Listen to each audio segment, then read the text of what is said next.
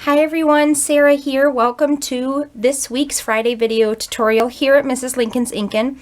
First, I am going to start off by apologizing if my voice goes in and out.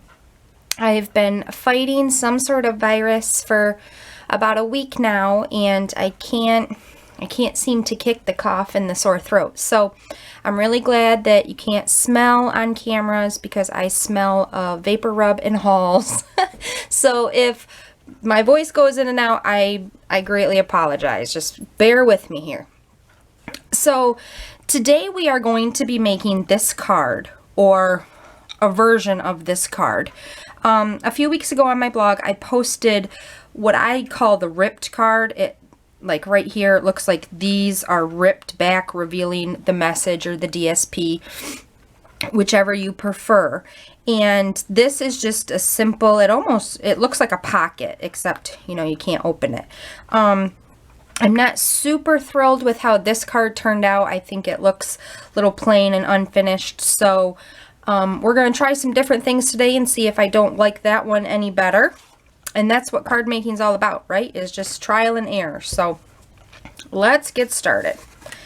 First, what you're going to need is a piece of mint macaron, or your base piece, and this is cut at 4 1/4 by 11, scored at 5 1/2. We're going to set that aside for now. Then you're going to need a piece of DSP of your choice. I am using the birthday bouquet. This is cut at 4 by 5 1/4. And then you're going to need a piece of cardstock, and this is pink pirouette, and this is also cut at 4 by 5 1/4. Now this is one of the things that I did differently. On this card here, I left this plain. Well, I don't really like it because I think it looks too plain.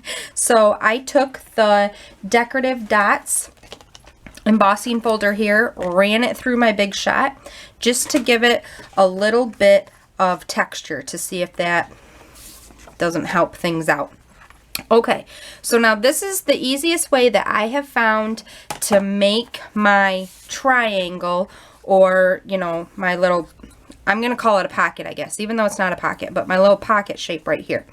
If you find a different way that works better for you, please share it with me. Like I said, this is just how I have found it. So I kind of just eyeball how far down I want my pocket to go. And I have found that I like it if I measure, let me make sure you're in the camera. Okay, if I measure my ruler up here with my ruler at 5 down here. I hope that makes sense. So the corner of my ruler is here, and then the number 5 is right here. I find that that's how I like it. So what I'm going to do is I'm going to take my pencil and I'm going to make a little notch here at 5. So I don't want my cut to come all the way to the end. I want there to be an inch gap there. So I'm just going to take my ruler and I'm going to put 5 right here, and I'm just going to mark an inch in at 4. Okay. So now I'm just going to take my stylus, because I don't want to use my pencil. I don't like using pencil really. And I'm going to mark, I'm going to forget this mark right here so I can actually erase that so I don't forget. There we go. Bye-bye. Now I'm going to line the corner of my ruler up to that notch that I made there at 4. And I'm using my paper piercing mat because I want to have some cushion. So I'm just going to take my ruler and I'm just going to make a score mark down to that notch right there. Okay? Now I'm going to take that notch right there and I'm going to line it up with this corner now.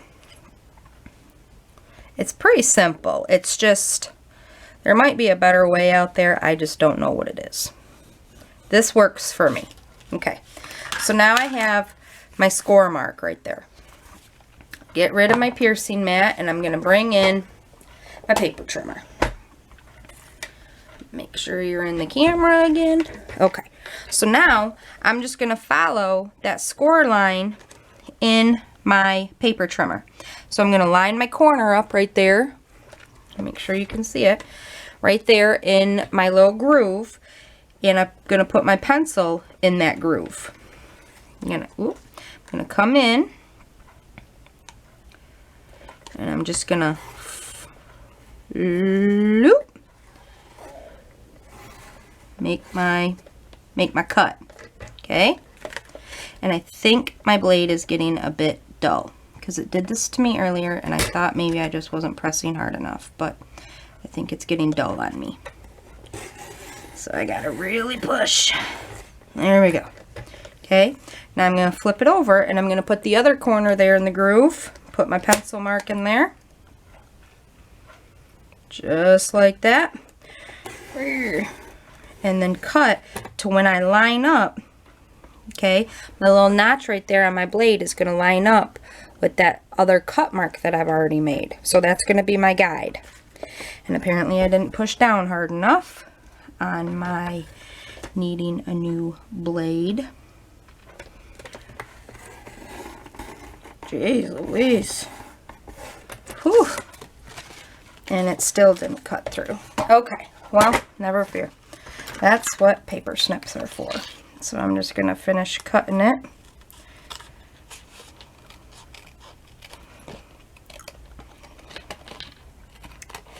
That'll be the first thing I do then when I get done making my video.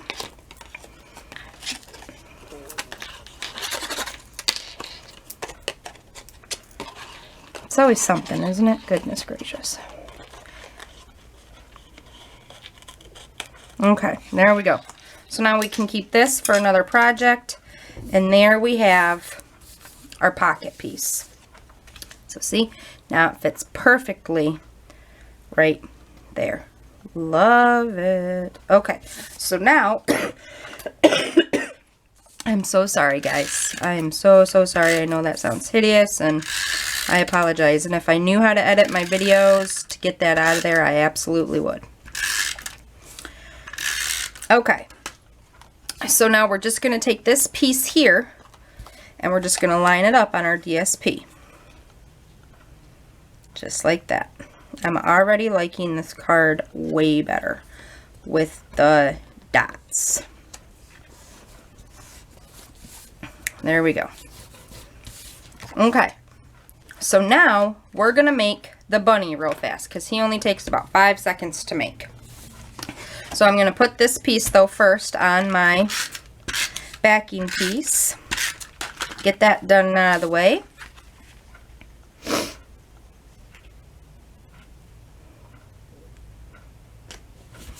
There we go.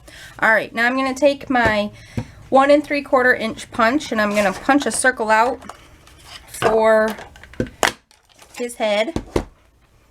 And then I'm going to take my large oval punch and I'm going to punch 2 of these out for his ears. Just like that. Then I'm going to take my 1/2 inch circle punch and I'm going to punch 2 of those out for eyes, like that. Then I'm going to take the circle from the itty bitty punch pack and I'm going to punch 2 of those out for his eyes, just like that. And then I'm going to take a scrap piece of pink pirouette and my little heart here from the pack, punch that out for his cute little nose. Okay, so first I'm going to assemble his eyes, and I'm just going to take the black piece, and what I do, you could use your two-way glue pen if you'd like. I'm just going to use my snail right now because it's right there. And I'm just going to stick the black piece onto the white piece, like that. Alright, and I'm going to take and I'm going to put snail on the bottom of my ovals here, and these are going to be his ears. So I'm just going to put it right there and right there. Looks good. Okay. Now I'm going to take his eyes again with my snail. And I'm going to put one eye there.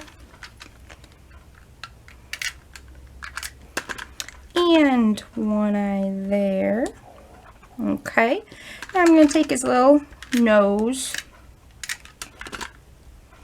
And I'm going to flip the heart upside down, and this is going to make his cute little bunny nose.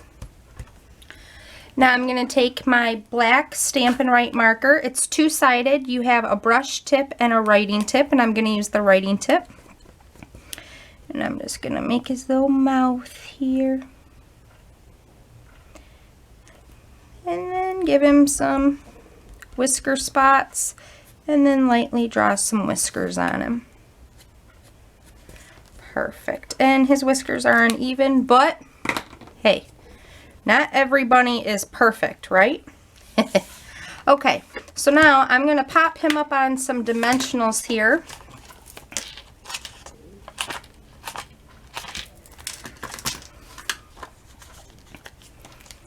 Just like this.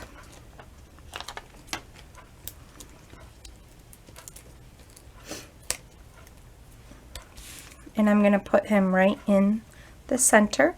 And I don't know why I'm calling him him, because he's actually going to be a girl. I went ahead and pre-made this cute little pink bow for her. And I did a video a while back of how I make my bows. I will have a link to that underneath my blog, or underneath this video, where you can go, and you can always visit my blog at www.mrslincolnsinkin.com and see all of my posts, and there's links to all of my videos there. Alright, and just kind of puff that up like that. And then excuse me, for my greeting, I am using the Crazy About You, and I'm using the Happy, and where is it? The Easter. Get my black archival ink out here. I took my clear block and I just stacked the Happy and the Easter together. Get my piece of paper. Now with the clear stamps, because there is no cushion in between them, like with the, the regular clear stamps. So with the photopolymer stamps, there is no cushion. So you want to make sure that you use some sort of surface. Mine is just an extra paper piercing mat that I wrapped in grid paper. And then you just stamp it and hold it down for a couple of seconds, and this serves as the foam, that's in between our wood mount or our clear mount stamp sets. So I find that the images, if you use something like this, they come out a lot crisper. They come out a lot nicer. Then I'm going to take the washi label punch here. And I don't want it super big, because to me, well, actually this card, I'm going to. Maybe we'll add some jewels or something to it in a minute. So I'm just going to center that and pop that guy out right there. And I am going to grab my little jewels here. Good thing everything is right where I need it. Alright, and I'm just going to take some of these medium guys right here, and I'm going to put a jewel in each corner right here, just like that. Instead of like on my other card, I made the the washi label smaller, but instead we're going to do it this way. There. Plus, who doesn't love bling, right? You gotta have some bling. So I'm going to take some more dimensionals here. Cut that guy off right there.